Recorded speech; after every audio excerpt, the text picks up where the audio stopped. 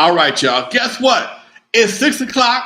We on time. We not early. We not late. One of them weeks, boy, we about on our regular schedule programming. And like I say every week, y'all, I'm glad to be here. But before this, from the West Coast to the East Coast and everything between, folks, from Eve After Dark to concerts in the park, you're live with your boy Lonzo, the Godfather of West Coast hip hop. We do this like this every week, right about this time. Sometimes before, but today, right on time. Dusty's in the house. We about to make this happen, folks. Stick around. It's about to go down. Stick around. What up, Dusty? Lonzo, what's good with you, man? Man, I'm doing good, dude. I'm doing good. Just doing what I do. Get ready for my prostate cancer walk. Just yesterday, I was featured in a magazine, this huge magazine, Pulse magazine, produced by Torrance Memorial Hospital, Centerfold for prostate cancer, representing folks. So if you get a chance to look it up, it's if you're not on my email list, send me your email in the chat. I'll put you on the list. Make sure you get a copy. Yeah, it's going down. All my folks on this podcast need to be on my email list. And if you're not on my email list, that's what you do. Text me your email address at 424-256-9211. 424-256-9211, and text me your email address in the message down there. All right? Yeah. Make sure you guys do that, man.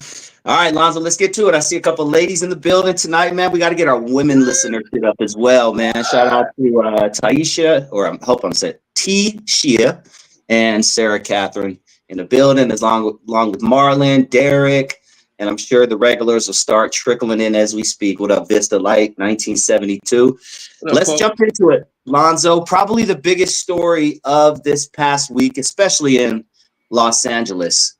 11 people, including several members of the Hoovers, were hit with a federal RICO for several reasons, but including, not limited to, the pimping of girls under the age of 18. Now, due to copyright guidelines, we have to be careful how we approach this topic. We got to be careful using certain words and things like that. But, let's just take it at surface. When you first heard this story, what were your general thoughts? I've heard this before. And I live right by Figueroa. I live right by the stroll. And sometimes if the freeway is crowded, I take the stroll to the house. And I'm looking, I know I'm an older dude, man, but I'm like, damn, baby girl look young as hell. But again, you chalk it up to the calendar, okay? You just chalk it up to the calendar. And I'm looking again, I'm like, damn, my calendar, I know my calendar's been around for a minute, but she damn sure look young. And that tells you everything right there, dude. I've heard that before, that as the rug game got shut down and became less and less profitable, a lot of folks reinvented themselves in the street business, ladies of the evening, and this is a perfect example of what I heard. Now, as you mentioned, it's been around for a long time, as long as I can remember. Oh, damn, hold on. Someone's calling me as I'm recording. Why do you think LA has let this go on for so long in broad daylight for the world to see? As I do my travels, some of y'all may know, some of y'all may not know, I'm on a lot of different city council, situations. I'm the president of the Compton Entertainment Chamber of Commerce. I'm the vice chair of the Harbor Gateway North Neighborhood Council. And I get invited to a lot of different meetings. I'm sitting in there with everybody at the table. And I ain't got a front row seat, but I'm in the good seats. And a lot of this goes on because technically prostitution is a misdemeanor. Graffiti is a misdemeanor. Mini bikes up and down the streets are misdemeanor, and cops don't have time for misdemeanors these days. And that is one of the things that I think is really disheartening. And also the fact that they're, according to the sheriff department and the police department, they short on personnel, so they don't really have time to pursue that until it gets to become the issue. Okay, so as long as the girls ain't coming up dead or doing, neighbors ain't complaining too much. Because one thing about the hood can get complacent. The hood can get complacent. And when you get complacent, that means you stop complaining and you start accepting. So the phone ain't ringing as much. And that's one of the good things about gentrification, because they ain't gonna call. They're gonna be on there, hey, go down in the back seat, there's girl, condoms everywhere, whatever the case may be, they're gonna let it be known. But and then then you got the next problem, man, which I think is probably the most at the risk of pissing people off on this site. Folks think it's snitching. They think it's snitching. You will expose your kids, your grandkids to all type of sexual activities, illegal activities, rather than be a snitch. And that don't work, man. That you just became a part of the problem, and that is something we have to learn to overlook. We have to learn to overcome, I should say, because when you allow that to happen, you allow this to happen, you allow that to happen. So you got hookers, you got graffiti, you got cats on mini bikes, you got all kind of these misdemeanors. But these misdemeanors it's like having a bunch of rocks in your shoe, man. You can't enjoy a walk because you got too many rocks in your shoe. Having one rock in your shoe will drive you nuts. Imagine having 2 or 3 of them in there. Imagine when you go to the beach, you got sand all in your shoe. That's what it's like when you live in the hood. You let everything just go by. You got all this sand in your shoe, and you just don't want to walk because it's irritating. Compton has had its own issues with prostitute. We got to be careful with that word too. With pros, we'll say pros. Well, Compton has had its own issues with pros in the past and recent, from what I'm understanding. But Long Beach Boulevard, notorious track, has been for years, as long as I can remember. Has that gotten any better, worse? Do you know anything about that? It's still there, but Compton has been a lot more aggressive in the last few months. They put what they call those lot cops out there, the big trailers with the cameras and lights, and that's been a deterrent. And in some cases, it just makes the ladies just move to a different area. But it also records license plates. It also does facial recognition, all kind of stuff. And there is a organization on Compton Boulevard, Long Beach Boulevard in Compton, that actually works with the girls and tries to get them off the streets. A lot of those girls don't want to be there. Some of them do. Some of them may pay the internet bill and their OnlyFans is down. They got to go get some money to go back inside. But some of them are out there by force. And they have a couple of different situations that I'm aware of that they actually will hide them from their managers. Let's put it like that. They will hide them from their managers and get them out of town, buy them plane tickets, do whatever they have to do to get them, to get them straight. And some of them who are out there because just lack of skills, they'll even put them in class at Compton College to teach them a skill, man. Oh, if you want to get off the stroll, you can get off the stroll. Wow, that's crazy. How do you feel about cameras recording our every move? I mean, I personally don't commit crime, so I'm pretty much okay with it. But in general, what are your thoughts of all the cameras that are placed in the hood strategically to combat crime? The fact that we are short on cops and folks take advantage of that, in some cases, I don't have a problem. I got cameras on my house, man. I got cameras on my pad. In fact, I even had an idea on they should even allow people to record certain crimes and report them and get paid for it. I believe that, dude. I mean, where I live at, there's a 4-way stop sign right by my house, and nobody stops. But do you know how much it is for a ticket for a 4-way stop? That's about $500, man. It's about $500 plus what they call the penalty assessment, which I don't understand what the hell that is. You heard that when you go to court, you got the fine, then the penalty assessment, which is the fine might be $100, but the penalty assessment could be as high as $250, $300, depending on what city you in and how the judge is feeling. So if you don't have enough cops and everybody got cameras on their phones and their pockets, on their doorbells, if you can find a way to reduce crime, especially traffic crime. Traffic crime can be technically a victimless crime until somebody get hit. Until somebody get hit. And if you want to prevent people from getting hit, if you really care about the safety of the public, you will allow people to participate in the safety. You can't keep asking people to do stuff to make money for free. You can't ask people that generates income that, and you don't want to pay them. That's, I've had issues with some people, some folks with Bibles in their hands. Well, I need this. No, we're not doing that. If it's making money, we all need to participate. So what I said is, hey man, if somebody see a crime being committed, especially a low level crime, and if you catch somebody right, graffiti is technically a low level crime until you go downtown to LA and see a whole skyscraper being vandalized. Okay, whole skyscraper. So what some guys did with $20 worth of spray paint gonna cost you $200 or $300 per window to get it off. So is it really still a misdemeanor? To remove all that graffiti downtown LA is gonna cost thousands and take days. So is the commission of the crime the misdemeanor, or the resolution of the crime? Is that where the felony come in at? Because it takes time. It takes a crew of people out there with a pressure washer. It takes time. These guys, they're not minimum wage workers. Somebody got to go out there and remove that graffiti. Got to paint over it, hit it with pressure washer, whatever the case may be. So all that being considered, if you can stop a cat from doing that, or bust them doing it, and get them to do it, remove it themselves, that's worth. I think that's worth compensation. I'm just saying. Yeah.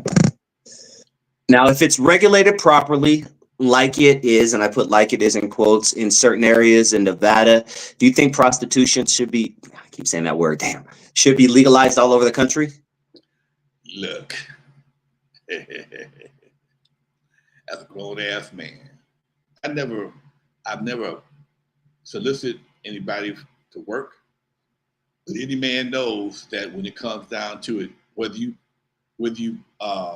buy it, whether you have to pay up front, either you're gonna pay up front or pay behind. One of the two. Hey, I hate to bust your bubble. No, your girl is not a hooker, but it's gonna cost you no matter what.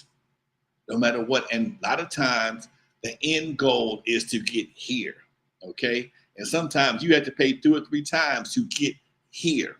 So if we can alleviate the bull, and I like what I'm doing, I'm saying yes. That's what I'm saying. Hey man, just go playing. We all grown. If that's what you want to do, everybody can participate like that. It's not for everybody. Some people need that emotional connection, and some cats don't. Some cats don't. Hey man, I just need to have a little fun, spend a little time. I'm gonna here the money. I'm gonna spend it anyway on movies, because nowadays going on a date, man, a date is $200 or $300 just to hang out. So why look. And at one time I've even seen it was movies where ladies like, we gonna go out. No. I know what you want, baby. Let's just cut. I'm gonna cook dinner. Come on by the house. Leave me a little something on the dresser. Hey, it's an understanding. Okay. Now, if it's gonna be like that every time, then that's a different situation. But if at some point in time that is our understanding, or hey, I'm gonna help you, you will help me. I still like you. I understand you got things to do. Here, take this right here. But on the other hand, if you give somebody the illusion that you like them, but it comes with an invoice, that's another situation. I know women go, this thing was crazy. Yeah, I'm just keeping it 100, baby. It's real, and they know men are like that. There's a reason why, Lonzo, being a pro is, quote, the oldest profession in the book. It's right when we learned how to talk, it was like, hey, baby, come sell that thing, We are wired differently than women are, and that's what society knows that, and they play on that, and that's why so many of us end up in divorce. We're wired differently. Simple as that. We are wired visually and audibly. If we hear something we like or see something we like, we can go in gear. They don't do this. They don't go in gear the same way we do.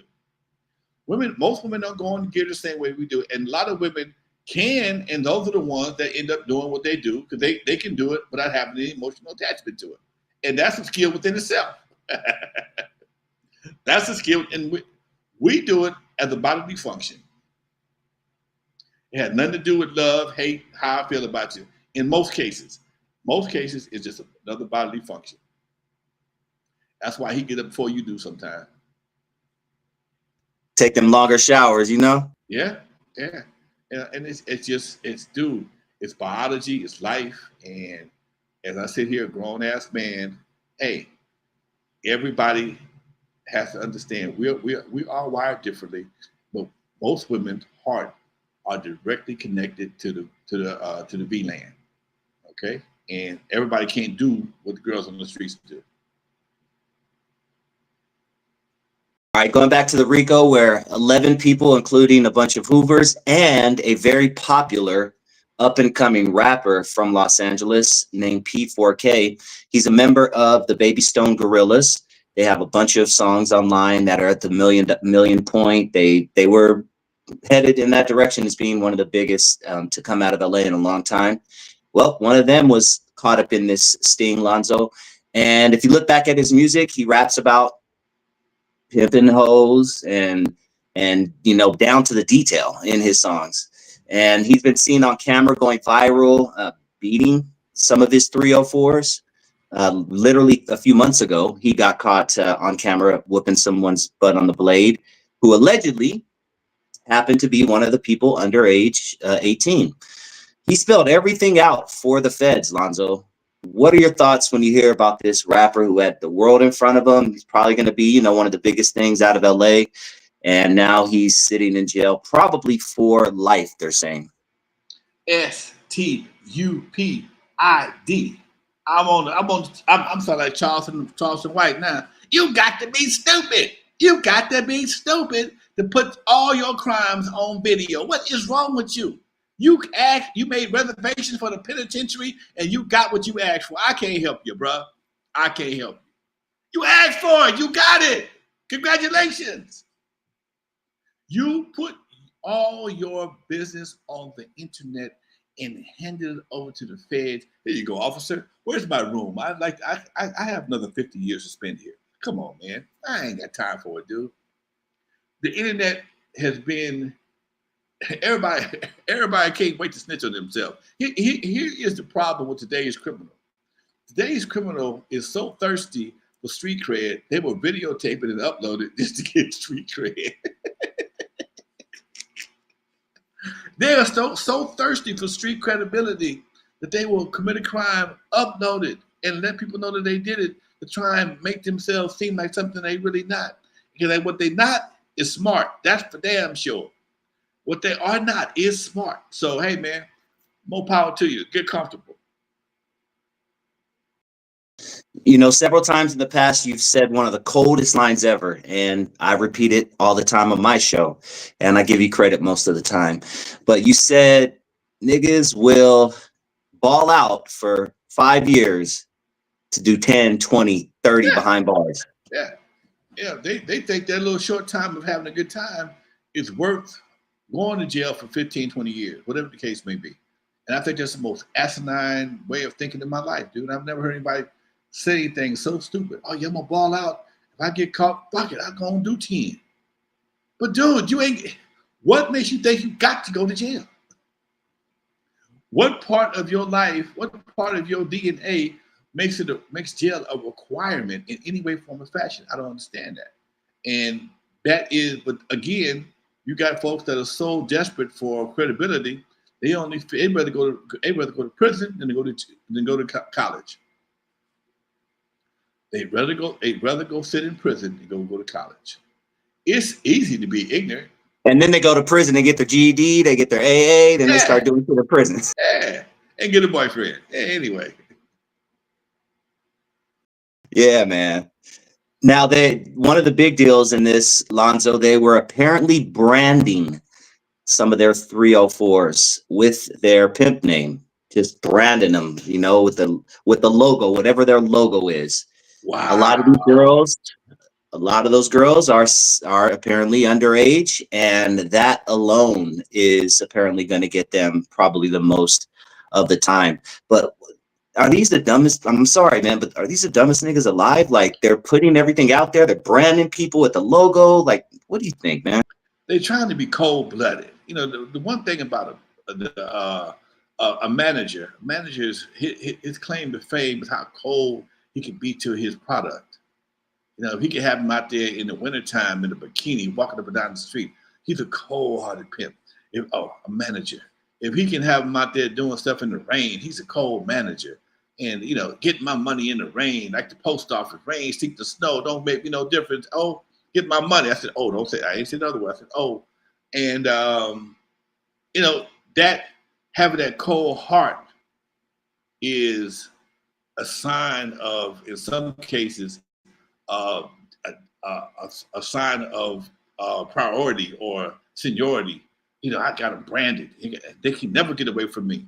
Well, fool, they damn sure can't, and you can't get away from the folks either. Because every time that brand pop up, you got a new headache. And if they underage too, oh my God. Because technically, here's something people don't realize. Technically, you're supposed to be 18 years old to get a tattoo. People don't realize that. Anybody with a tattoo under 18 years old, if you give somebody a tattoo under 18 years old, you're technically in violation of the law. Again, it's a misdemeanor, but it's still against the law. And these are the kind of crimes that if they prosecuted, we can make a whole lot of money. Yeah.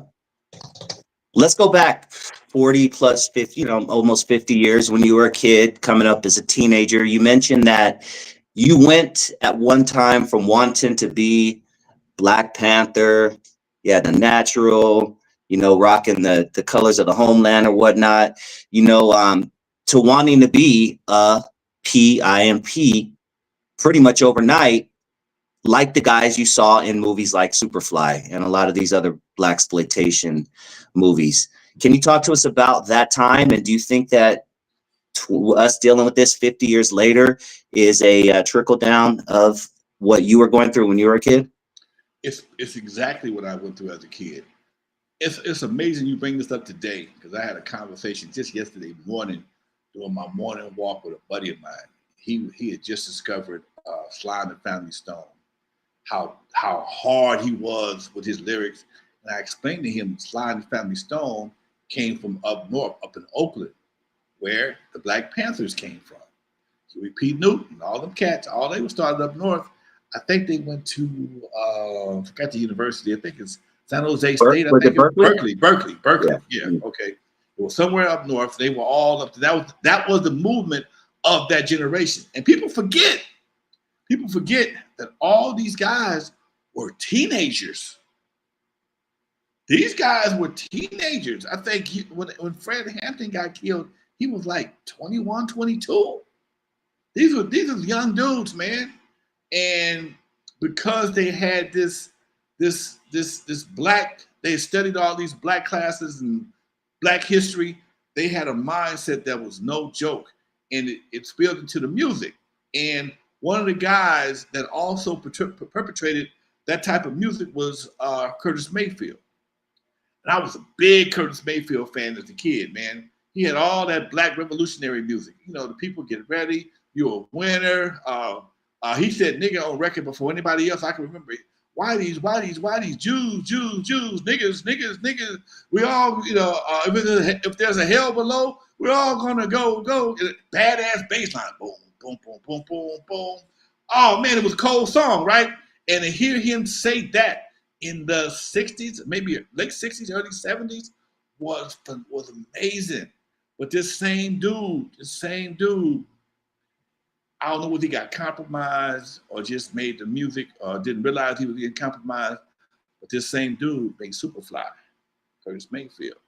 He made Superfly in like 72. I was 15, 16, 72. Yeah, I graduated in 75. So yeah, I was about, I was about 15, 16 to 72, man. And when I heard Superfly, I didn't even see the movie. I didn't see the movie for a couple of years later. All I saw was trailers, and I saw the movie, and the album cover was a double album cover, and it was album cover was so intense with shots from the movie. You had to get a Superfly album cover to understand what I'm talking about. When he was punching cops, he had the coat on, his hair was flyed back, and the bras and the women he had. Oh man! And the whole movie was the whole soundtrack was so vivid. It was for me. It was like for some of y'all listening to N.W.A.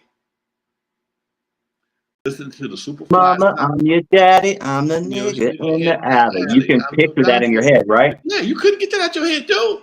You know, and it was so provocative. He said, "Nigga in the alley." Oh my God! So for me, as a kid growing up in Compton, just outside of Compton, that was like listening to N.W.A. dude. For y'all, a lot of y'all.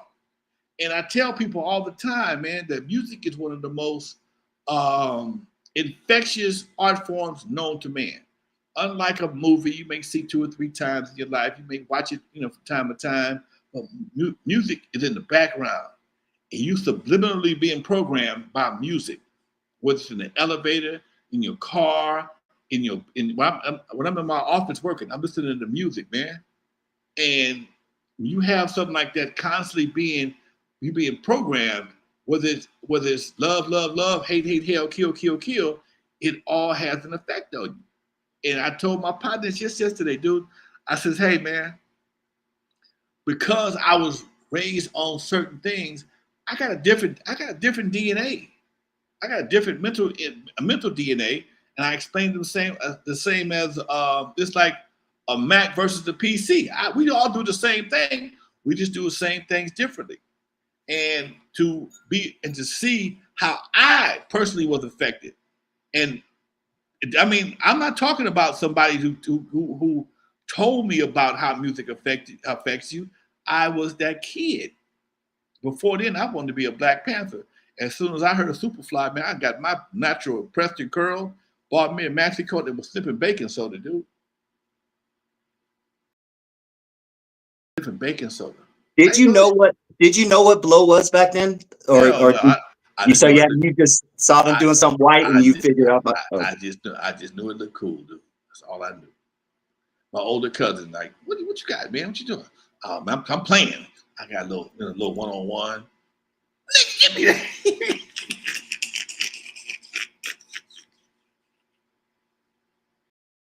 That's real shit, man. That's real shit. My older cousin, like, fool, what you think you doing? Man, get out of here with that. I'm trying to play the role, man. And when I see cats today still trying to play the role based on what they see in videos and music and hear, it's the same thing, man. It's the same thing. It's just a different producer. Curtis Mayfield was a Dr. Dre of the 70s. Yeah, facts. All right, talk to us about the '84 Olympics, Lonzo, and how they were cleaning up the city, back then leading up to the events. Do you think this Hoover's crackdown thing is one example of the city of LA trying to clean up LA before the 2028 Olympics? It could be a part of it. It could very, very easily be a part of it because Figueroa is a main drag to the Coliseum, the FIFA, the BMO Stadium, the Convention Center. All that right there is going to be a part of the Olympics. And second of all, you got a lot of people. According to what I've learned from some of these meetings I've attended, they won't have any cars on the lots per se. You can't pull up to an Olympic event in a vehicle. They ain't going for the car boom boom thing. Okay, so everything is going to pretty much be metro. So metro buses, Ubers, all these things. The Waymos going to get paid. Okay, all that right there is going to get paid. They're getting all that ready right now. You're looking at the cleanup coming right now. So they don't want nobody coming through here seeing us with our drawers down. That's basically what's it's going to be. So as the Orange Bandit does what he does, a lot of other things are going to happen in the meantime, and he's going to get credit or blame for it. But still, it's going to be some what you call that, sanitation done in regards to a lot of the negativity in the next 3 years. Yeah. And do you remember that happening in '84? Can you give us an idea of what you remember about that time? Brothers was, before the torch was lit, they was locking cats up, and right after the torch went, after everybody went back home, they was DJ rejecting their ass up out of jail. DJ rejecting folks up out of jail. I had a couple of buddies came up missing. They ain't seen the game yet. If they did, they were looking at it from the lunchroom. They ain't seen nothing. All they know, hey man, because fools, they wasn't as bad. They hadn't got fired up yet, but they was bad. It was bad enough. They didn't want anybody to see us coming the way they was coming. This is '84. This is '84. That's when World Class Wrecking Crew first hit the set in 1984, and that's how I got the name World Class Wrecking Crew from '84 Olympics. I kept hearing this term, world class swimmer, world class runner, and I just grabbed it and threw it on the Wrecking Crew. But LA was a different city for them 3 or 4 weeks, man. It was a whole different city, completely different city. When I looked up and I saw downtown LA, first of all, they banned all big rigs couldn't drive during the daytime. You had to drive at nighttime. All the big rigs. Freeway was, man, traffic was beautiful. You could get downtown at 4 o'clock in the afternoon in 15 minutes. What, no diesel trucks on the road was worth a damn. Then a lot of your streets downtown LA became one-way streets. A lot of them stayed that way because downtown LA used to have everything was multiple, two-way streets. And during the Olympics, they said, "No, we're gonna keep this like this." Some of the streets they kept like that. So that's why you can't make a left turn on certain streets. If you do, you're gonna end up on the wrong side of the street. The crime was down tremendously, and everybody was talking about how much money was gonna be made, but I don't know. We didn't make no money though. I ain't see no money though. I ain't see no spike in nothing. But again, like I said before, people didn't have the same mindset. So now you got people preparing Airbnbs. A lot of people are gonna be leaving LA as soon as they can. People already got their houses reserved already. They're gonna go to Vegas for 2 weeks. They go stay with a relative for 2 or 3 weeks while people rent their houses out for, I don't know, a nice piece of change per day to be close to Olympics. If I had any sense, I would do the same thing. I live right by the freeways, so I would be a prime location, but I got too much stuff, so I ain't going nowhere. But yeah, it's I can see it was definitely a major impact on the city, and I can see it happening again because too many people are looking forward to this, and I do believe that the Orange Bandit he's going to back down on a lot of his BS because that's global, dude. Right now you already have people that are afraid to come to the United States because of what's going on with the feds. They're not going to, dude, back down, dude. You bring it. There's too much money, man. No. Let that go. And we still got about 3 years of planning left. That I would think a lot of things will be resolved by then. So hopefully we'll see a major difference in the federal climate, and they started to make some things happen right now in the streets to start preparing for that. So they, just like your boy, they got to practice. They got to make sure how we're gonna handle this. So if we can get a bunch of knuckleheads off the streets now, and while we getting these knuckleheads off the streets, we're deterring a bunch of others. See, the problem with black crime is most black folks that do crime want everybody to know they do crime. They have the same issues all over the state of California. Man, prostitution is regular, but it just ain't in your streets. It ain't up and down the streets. I have friends that are police in various cities, man. When you go to a certain city, you see what's it, acupuncture? Not acupuncture, acupressure. Oh yeah, little happy ending. Okay, thank you. You see acupressure and not acupuncture, especially at midnight. Open. Open. Yeah, So okay. if you and again, If ain't nobody crying, ain't nobody complaining, they keeping it under wraps. Ain't nobody parking lot pimping. Ain't nobody got no loud ass speakers in the parking lot. I just got my knob flopped right. Man, come on, dude. In some cases, we're our own worst enemies when it comes to certain things. This is why you can't keep a club in LA. You can't keep a club in LA because most clubs are in residential areas and folks just can't get in their car and go home. They got to hang in the parking lot, open the door, roll the window down, and let 5,000 watts of goddamn sound just penetrate people's ears at 1 o'clock, 2 o'clock in the morning. If you say something to them, now you got another problem because you disrespected me. Dude, you rolled your windows down and turned your volume up to 10. Ain't that disrespectful enough? So people start calling. People start having problems. Police start showing up. Now the club owner can catch the problem, not you. That's the real bad problem. The man that spent the money to put something together for you to have a good time in the community is the one gonna catch the problem. They don't know you unless they pull up on you. And even if they catch you, it's still a ticket. Having loud music ain't a felony. Ain't no felony.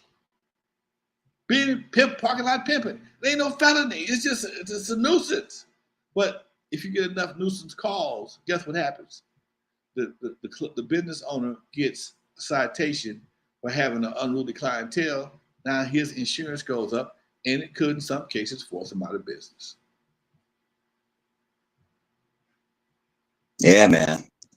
All right, we're just about halfway point of the show. I'm gonna remind everybody to hit that like button if you haven't already, and definitely welcome to the show. We appreciate each and every one of you. If this is your first time joining the channel, you like what you hear, you want some authentic West Coast hip hop history as well as some games, some grown ass man enlightenment, you are tuned into the correct spot. This is N.W.A. Stories with Lonzo. That is Alonzo Williams, the godfather of West Coast hip hop. I am Dusty Vision.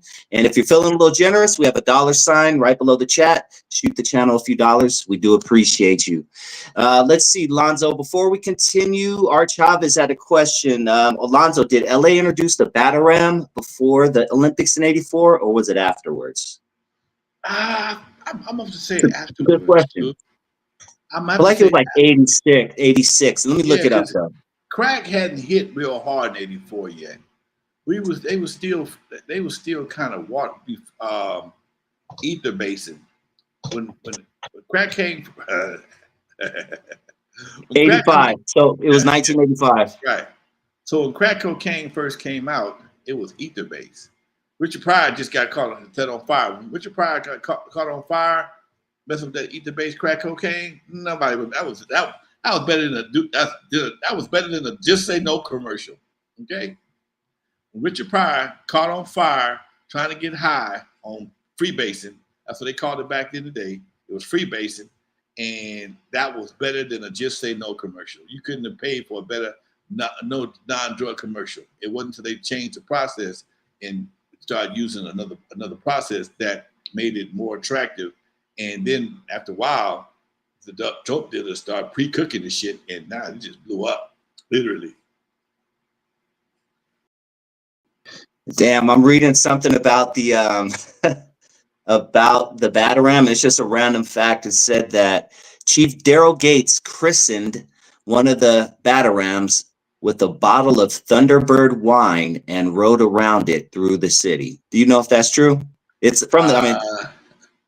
I can see that happening. Daryl Gates he wasn't shit. Tell us about Daryl Gates. What was it? What was the general consensus of Daryl Gates? He didn't give a damn, man. He was out. I don't know where he was from, but he just didn't care, dude. He believed in the strong arm of the law when it came to dealing with folks in LA. The LAPD was on some power trips back then, dude. They had to prove themselves. I do know for a fact when I was on tour, I saw signs in Texas and Louisiana advertising for LAPDs and sheriff outside of the state of California. Get a job in law enforcement. Join the LAPD. That in Texas. Oh shit! They recruiting. Hey, them hooded brothers from Texas and Mississippi, Louisiana, come to California and be on the police department. That's crazy, dude. I saw them all brown eyes, baby. Wow, dog. I would love to know your thoughts on this aspect of this Hoover situation, Lonzo. A popular podcaster named Smack, who just so happens to be a reputable from Hoover. He doesn't bang anymore, but he is from that general area, and he was part of the shit back in the day. But he's part of a very popular podcast now called Back on Fig, ironically. Recently, he actually interviewed the mayor of LA, Karen Bass, and he asked her during the conversation what she is planning on doing about the young girls on Figueroa. Now, a lot of his followers are giving him grief. A lot of the street cats are giving him grief. They're basically saying him mentioning that to Karen Bass months ago got the ball rolling on this Hoover RICO case. Now, when you hear a story like this about a former gangbanger who is generally concerned about what's going on in his area, asking the mayor a question about young girls getting peed out, now he's seen as a snitch. What are your general thoughts on that type of story? Say that again. That was a little bit of a confusion. So I say it one more time. Okay, it's all good. Go ahead. It's all good. All right. So a popular podcaster. He is part of Hoover. He was a former Hoover gangbanger. Okay. And he had a chance to interview Karen Bass recently. Okay. His podcast. During the conversation, he asked Karen Bass what she is planning on doing about the young girls on Fig. This was months ago, before the RICO hit. Okay. His followers are giving him grief. Street cats are giving him grief. They're calling him a snitch. They're, basically saying him mentioning this to Karen Bass months ago got the ball rolling on this Hoover RICO case. Now, when you hear a story about a former gangbanger who is generally concerned about his community, asking the mayor a question about young girls getting, pimped out, what are your thoughts on that? I find it very disheartening that we always on the side of the criminal. I don't understand that, man. No matter what we do, we always rooting for the bad guy. Now, I understand sometimes the bad guy can be the good guy depending on what channel you're watching. But when the bad guy's in your hood, your kids are being exposed to certain things, and you wonder why your kids act the way they do, and you decide to take a stance. Because at some point in time, no matter where you from, you grow up. You grow up, and you start to understand as a homeowner, as a taxpayer, I don't want to look at this right here. I don't want to look at this right here. I spend too much money on taxes to have to look at trash and look at dumping and graffiti, and you start taking a different perspective on your life as a grown-ass man. That's been enlightened. Okay? You get some game in your life, and if you have, first of all, for him to even get an audience with the mayor of Los Angeles was a challenge within itself, and it's very commendable. For him to get an audience on his podcast with Karen Bass was a feat to be appreciated. Okay. Second of all, if he mentioned it to Karen Bass, 9 times out of 10, just because he mentioned it, it was probably already in the works anyway. Police don't move that fast. Not on low-level crime. They don't move that fast. Especially the feds. Especially the feds. They may have already had this in their crosshairs because of what it was representing. You got young girls out here selling behind, man. And dude, we can't let you do that. Can't let you do that. And because he mentioned it, that don't make him no less of a man. That makes him a man that gives a damn. And that's one of the problems. Folks always got something to say, no matter what you do. I wouldn't be surprised if somebody got something negative to say about me because I agree with him. No, he ain't no snitch. He's just a dude that gives a damn, man. And the problem is, don't enough people give a damn. Don't enough people, that's why we're in the situation we're in right now. Don't enough people give a damn. All they care about was happening at their house. Okay, I understand. But trust me, if the water gets high next door, it can flood your driveway too. I'm just speaking in metaphors. And that's the part people don't get. Whatever happens to the Latinos, you think it can happen to your black ass too? Don't play yourself short, bro. Don't think it can't happen. It's happened to the Japanese. Now it's happening to other folks. Oh, bro, no. So, no, man, he's not a snitch by no means. He's a brother that cares. He's a brother that has some kind of consciousness. And anybody that don't agree with him probably don't live in his hood and don't understand where don't have nothing to lose. See, it's easy to sit on the sideline and talk shit, but you don't have anything invested. You know, if you ever go to Vegas, people, oh, I'd have bet like this, I'd have did this. You on the sideline, man. You was broke already. How the hell you gonna tell me how to bet my money? Oh man, I would have did this. I would have did. You always got them Monday morning quarterbacks to tell people what they should have did. If I was in your shoes, I would have did this. No, you wouldn't. Because first of all, you can't get my shoes. Second of all, you don't know how. You have no idea what I'm thinking about and what my strategy is. And I'm prepared to win or lose based on my mindset. You looking at me through third party glasses. You on some third party shit. You have no idea what I'm dealing with. So I wouldn't bet you the people that hating on him ain't got nothing to lose. Like Richard Pryor about Leon speaking, he ain't got nothing to lose. I ain't got no teethers. I ain't got no money. No, so no, man, dude. Well, there it is. I'm sure this Hoover RICO is going to bring us some more news in the future, and we're definitely going to stay on top of it. But let's get to some hip hop questions, Lonzo, for the last 15 minutes of the show. And if anyone has any questions, please do comment in the chat, and I'll copy and paste and put them right here in my notes section. But excuse me, someone says, Alonzo, are you familiar? I think it was STEM Radio. I could be wrong. Or Rad7, one of them said, hey, Lonzo, are you familiar with the group called Insane Poetry? They were on Rodney O and Joe Cooley's track, Getting Ready to Roll. No. Okay, yeah, they were one. I know they were one of the first horrorcore type of groups. I didn't run too much into them. Let me see if these names ring a bell, Lonzo.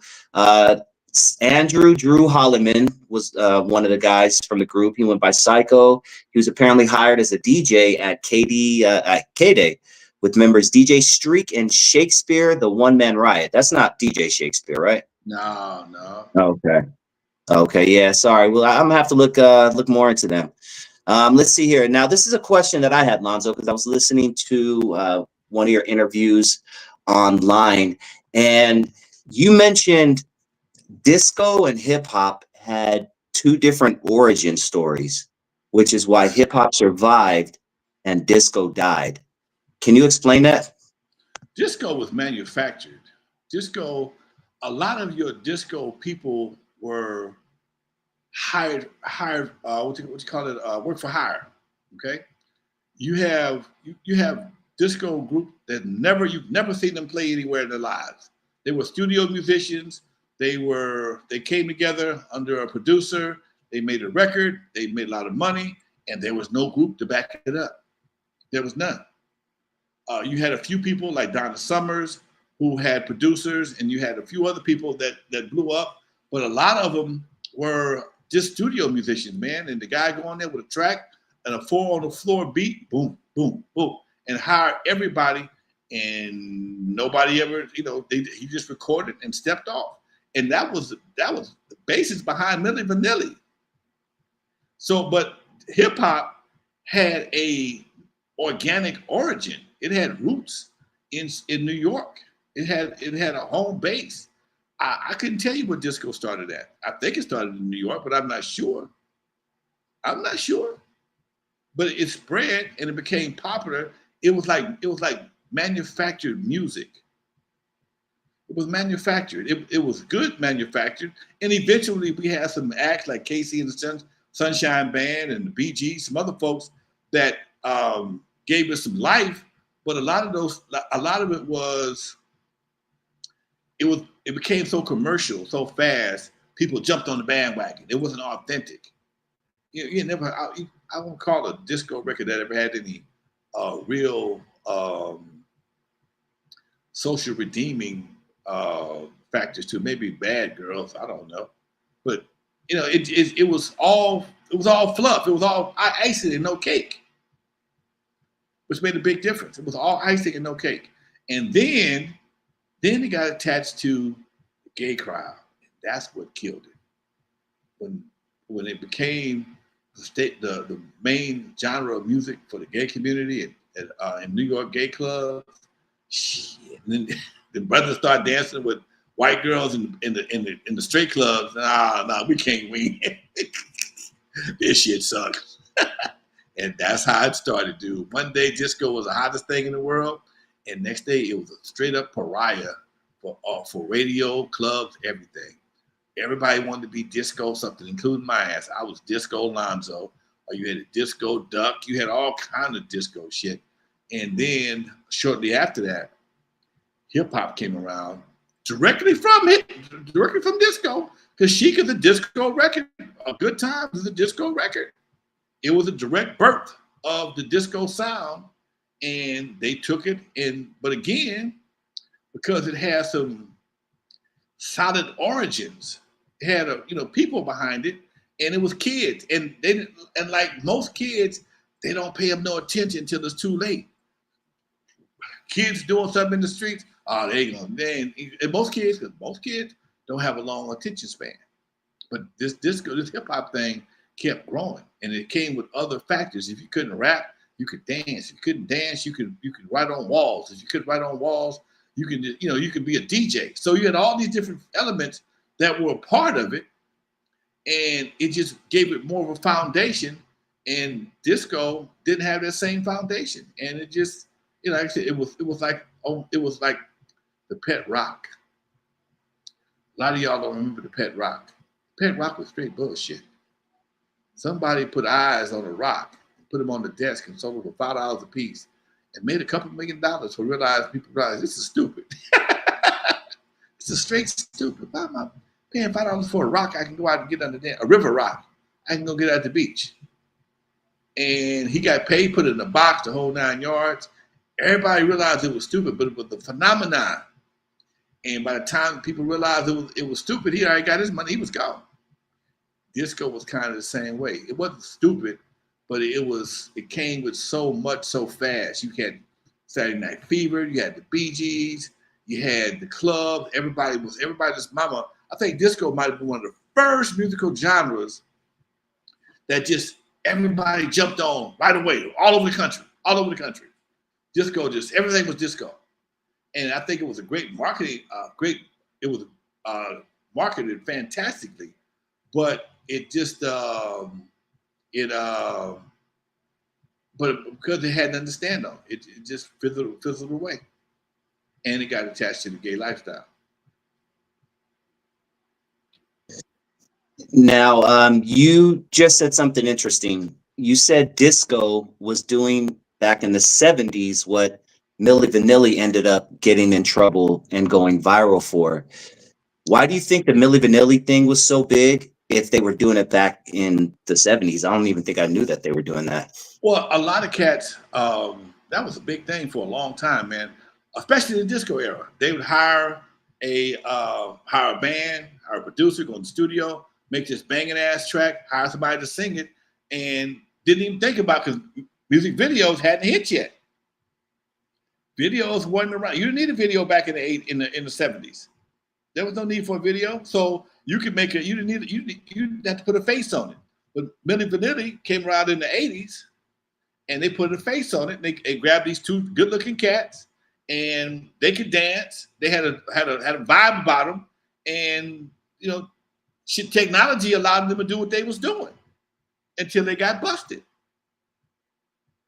Technology was their friend. See, technology has been a major factor in every facet of music since the 70s. I wouldn't have been in the music business if it wasn't for drum machines. Drum machines had just invented in the 80s. They had just come out in the 80s.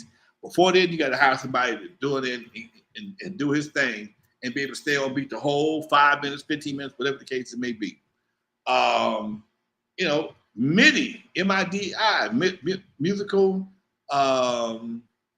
musical instrument digital interface. That's what it stands for, MIDI, and that's when you link all your instruments together. The drum machine, has a sequencer, drum machine, and keyboards all tied together. You didn't need a whole band. One dude could play the whole everything. One dude could go to the studio and do everything. How I know? Because that's what happened to us. Before Dre got good, we had a dude named Daniel Sofer that played everything. All we had to do was do the lyrics. Then people started sampling. You didn't need drum machines that much. You just take a sample and loop around that, and then add some kick and a snare, and you start sampling. Technology did that, and they made the sampler. Nowadays, man, you can make a bomb-ass song just on some AI shit. Ask me how I know. Damn. Now, hold on. Sorry, I was typing this on. You mentioned your first glimpse into rap out of New York was the Christmas rap by Curtis Blow. Right. Can you tell us about that song and that specific time that you remember and how big that song was for hip hop? I got that song in the record pool, man. That shit blew up.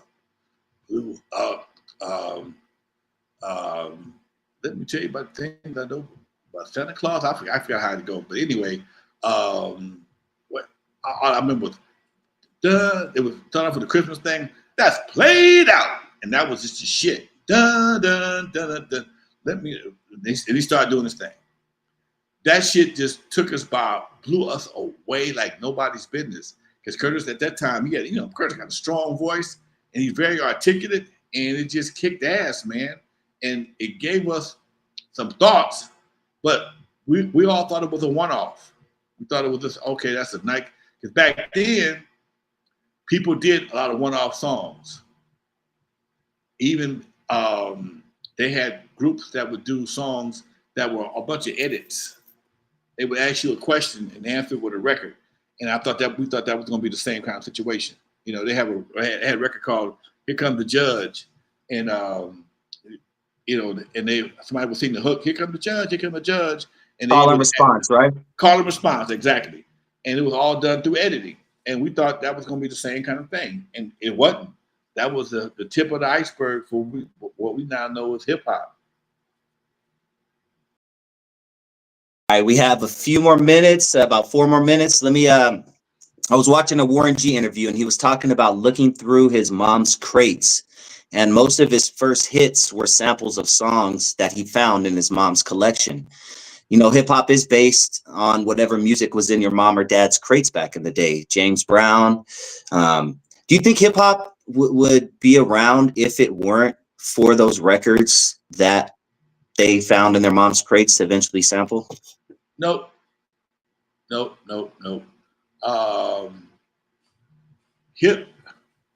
mom's crates were like Chat GPT is today. Anybody mess with AI at all? I do. I chat GPT every single day, multiple times. Now I'm in, Lonzo. Okay. To get an idea, you have to give an idea. You got to give it a prompt to get something back. And that's what I believe Funk and James Brown, Cameo, all those acts did for hip hop. They gave us the ground, the prompt, the funk prompt for us to take and run with. And yes, definitely. The answer to that question is definitely Funk, James Brown, Your Mama's Crates, all that gave us the base to give us the prompt to make our hip hop music today. That's why sampling was such a big part of the hip hop genre. It was based on already established hits. So if you hear Ice Cube, No Vaseline, and you like Daz, Daz by Brick, shit. What? Everybody had an origin, and it was so relatable. Even the grown folks can relate back to it, because if you listen to anything on Snoop's album or Dre's album, you heard the original in the 70s. You just heard somebody take it and flip it up in the 90s. Yeah. Man, that hour flew by. Before we go, Lonzo, Rad7 says, peace, Lonzo. Be looking out for that call within a few weeks regarding that TV series Sync. I just landed back from LA. Their bag is deep. I told Paramount rep, pay Alonzo. Y'all playing Mantronics, pay Alonzo. So you got people working behind the scenes trying to get you paid, Lonzo. Much That's love, dope. much love. You know how to find me, baby. All right, Good folks, looking before out. we get up out of here. For those who never heard of me, I'm the first one to put Dr. Dre in the surgery, stuck Ice Cube in the freezer till he got cold on the eve after dark, 50-yard line at the Super Bowl. In the movie Straight Outta Compton, they played me like a hater of rap. Don't believe that Hollywood bullshit because it was all cap. My history goes deeper than you will ever know. Just remember that N.W.A. stands for not without Alonzo. Peace, y'all.